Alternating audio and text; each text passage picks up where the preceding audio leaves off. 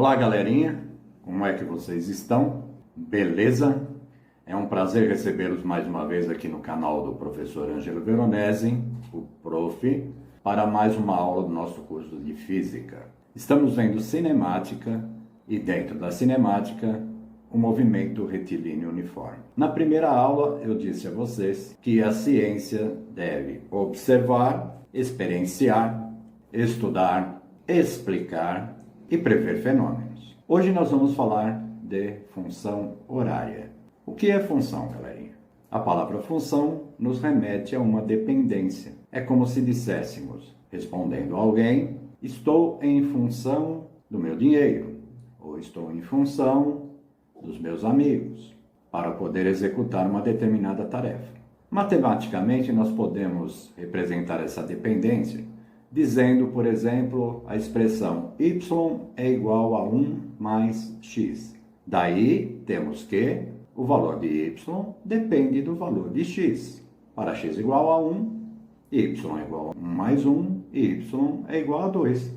Ou podemos dizer que f de 1 é igual a 2. Para x igual a 8, temos que y é igual a 1 mais 8, y é igual a 9. Ou podemos responder f de 8 é igual a 9. Ou seja, o valor de y depende do valor da variável x. Isso é o que caracteriza uma função. Mas, galerinha, e função horária? O que significa? Significa algo que pode ser previsto em função do tempo. E no caso do movimento retilíneo uniforme, onde a velocidade é sempre constante e independe do tempo, o que podemos prever em função do tempo será o espaço que o móvel ocupará num determinado tempo. Está aí nosso trabalho de previsão, auxiliado por essa ferramenta matemática chamada de função. Com a função horária, eu posso prever com exatidão em qual posição da trajetória ele estará num determinado instante. Gostaram? Além de fazer previsões futuras, podemos também determinar onde ele estava num tempo passado. Das grandezas que nós utilizamos para estudo da mecânica, nós temos alguns valores que podem ser controlados por nós. O espaço é um deles. Eu posso andar mais rápido, andar mais devagar. Eu posso controlar a massa, posso aumentar ou diminuir a massa do meu próprio corpo ou de um objeto qualquer, mas o tempo é implacável, galera. Então, à medida que o tempo passa, estão ocorrendo fenômenos e é exatamente a função horária que vai prever a ocorrência desse fenômeno num determinado instante. Pela observação, experiência, estudo e explicação do movimento retilíneo uniforme, notamos dados importantes a serem coletados, como, por exemplo, a posição inicial, a posição final, o instante inicial, o instante final. Para assim podermos calcular a velocidade segundo a fórmula V igual a ΔS sobre ΔT, ou S menos S0, T menos T0. E como é que podemos determinar a função horária do movimento uniforme? É necessário decorar mais uma fórmula? Ocupar o espaço do nosso cérebro? Ou engendrar esforços para decorar? Depende. Podemos decorar com muita facilidade se notarmos que a função horária do espaço no movimento retilíneo uniforme não é nada mais do que uma transformação da própria fórmula V igual a S menos S0 sobre T menos T0, considerando que T menos T0 pode ser substituído por simplesmente T, que representa um instante em que queiramos saber a posição desse móvel na trajetória. Toda função pode ser representada por um gráfico. Vejamos então como ficaria o gráfico da velocidade no nosso movimento retilíneo uniforme. Na primeira coluna vamos colocar o instante, na segunda coluna a velocidade que já foi calculada de acordo com o diagrama acima. Sabemos que a velocidade é de 20 metros por 40 segundos, que dá um valor de 0,5 metros por segundo. Colocando esse dado numa tabela, cuja variável é o tempo, temos que, para qualquer instante, que no nosso caso vai de 0 a 40 segundos, a velocidade se manteve constante. Portanto, o gráfico da velocidade é uma linha paralela ao eixo do tempo, porque à medida que o tempo passa, a velocidade não se altera. Quando temos uma linha constante no lado positivo do gráfico, a velocidade é positiva, dizemos que o movimento é progressivo. Quando a linha está inferior, a velocidade é negativa, ou menor que zero, chamamos de movimento retrógrado. Vejam que esse gráfico da velocidade pelo tempo já nos indica e demonstra se o movimento é progressivo ou retrógrado, além de nos fornecer o valor da velocidade. Vejamos agora o gráfico do espaço pelo tempo. Consideremos a mesma velocidade, de 0,5 metros por segundo, num movimento progressivo. Portanto, esse gráfico nos mostra a posição inicial, a posição final, o tempo inicial e o tempo final. A posição inicial é 15 metros, a posição final é 35 metros, o tempo inicial é 0 e o tempo final é 40. Vejam que como o móvel progride na trajetória, concluímos que a velocidade é maior que zero, ou positiva, e que o movimento é progressivo. O gráfico da posição pelo tempo no movimento retrógrado nos indica que a posição na trajetória decresce à medida que o tempo avança. Temos aí no nosso gráfico que o S0 é 35 metros, a posição final, que é S, é 15 metros, e, portanto, temos um ΔS negativo de menos 20 metros. Nosso T0 é 0, nosso T final é 40, temos 40 segundos. A nossa velocidade calculada é de menos 0,5 metros por segundo. Se colocarmos a coluna do tempo variando de 0 a 40, notamos que o móvel sai da posição 35 até a posição 15, decrescendo na trajetória. Portanto, a velocidade é menor que zero, é negativa, o movimento é retrógrado, o que gera uma função decrescente. Aprender a ler os gráficos de qualquer movimento se torna muito importante e a sua compreensão correta substitui mesmo enunciados elaborados com palavras. Vejamos esse exemplo. Temos aí um gráfico de posição em metros na trajetória em função do tempo.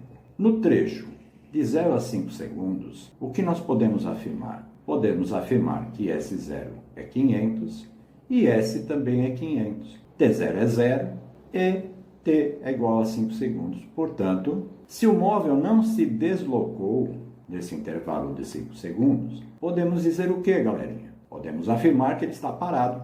E se ele está parado, a velocidade é 0.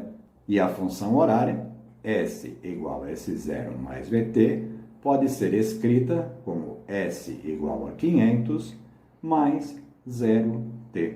Vamos ver o que acontece com esse fenômeno no intervalo de 5 a 20 segundos. Vejam, quando T é 5 segundos, S0 é 500. Quando T é 20 segundos, a posição final é menos 350 metros. Entre 20 e 5 segundos, se passaram 15 segundos. Portanto, a velocidade média desse móvel é 56,67. Além do valor da velocidade, podemos dizer que o movimento é retrógrado. E se precisarmos escrever a função horária dentro desse intervalo, ela seria S igual a S0, que é 500, menos, porque o movimento é retrógrado, 56,7T. Olhemos agora para o terceiro trecho, que está limitado entre os instantes 20 e 45 segundos. Nessa situação, a posição inicial do móvel, o S0, é menos 350 metros. A posição final, quando T é 45 segundos, é de 300 metros. E o intervalo de tempo de 20 a 45 segundos são 25 segundos. Calculando a velocidade média nesse trecho, que é o ΔS sobre o ΔT, temos 26 metros por segundo positivos. Portanto, sabemos que do instante de 22 a 45 segundos, o movimento é progressivo e a nossa função horária é escrita S igual a menos 350, que é o nosso S0, mais 26T. Tranquilinhos? Vamos para o último trecho. Intervalo de 45 a 60 segundos. Quando T é 45, a posição é 100, portanto, o nosso S0 é 100.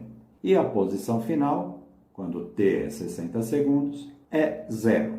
Portanto, calculando a velocidade como S menos S0 sobre ΔT, que é 15, temos uma velocidade média de 6,67 metros por segundo. Esse gráfico nos permite afirmar que, de 45 a 60 segundos, o movimento é retrógrado e que a sua função horária é descrita como S igual a 100 menos 6,67T.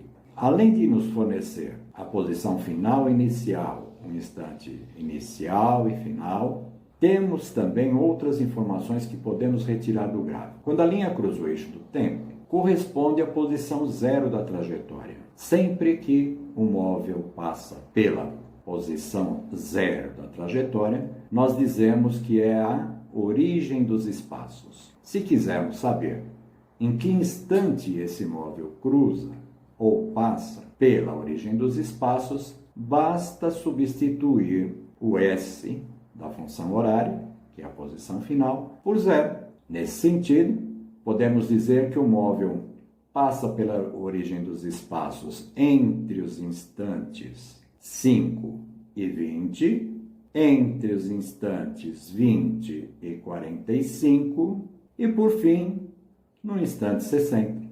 Veja que no segundo trecho, podemos afirmar que ele passa pela origem dos espaços com 13,82 segundos. Depois, no terceiro trecho, ele passa pela origem dos espaços no instante 33,46 segundos. E no último trecho, ele volta à origem dos espaços, que é a posição S igual a 0, no instante 60 segundos. Ok, galerinha? Vamos em frente, então. Nada como um exercício, né, galera? Para poder fixar melhor e fortalecer os conhecimentos e certificando os resultados. Vamos lá. Exercício 1 da aula 4. Para cada um dos gráficos abaixo, preencha as lacunas utilizando as unidades do SI, Sistema Internacional, classifique o tipo de movimento e determine a função horária. Veja bem, galerinha, o primeiro gráfico, S igual a 100 metros, S0, que é a posição inicial, 20 metros. Ou seja, se olharmos só para o eixo dos espaços, vemos que o móvel sai da posição 20 e chega na posição 100. Em um instante, galera, o instante inicial é 0 e o instante final é 16 segundos. Calculando a velocidade por ΔS dividido por ΔT, temos 80 dividido por 16, que é igual a 5 metros por segundo positivo. Portanto, V é maior que 0 e o movimento é progressivo. A função horária é S igual a S0 mais VT. Temos que S é igual a 20 mais 5T. Vamos ao outro item da mesma questão. Determine em qual posição esse móvel ocupará no instante de 1 hora e 30 minutos. Note que o problema está pedindo para que tudo esteja em unidades do SI. Portanto, devemos primeiro transformar horas em segundos. Então, T é 1 hora e 30. 1 hora é 3.600 segundos, 30 minutos, 1.800 segundos. Então, ele quer saber a posição no instante 5.400 segundos. Substituindo na função horária, temos que S será igual a 20 mais 5 vezes 5.400. 20 mais 27.000, ele estará na posição 27.020 metros, quando t for igual a 5.400 segundos.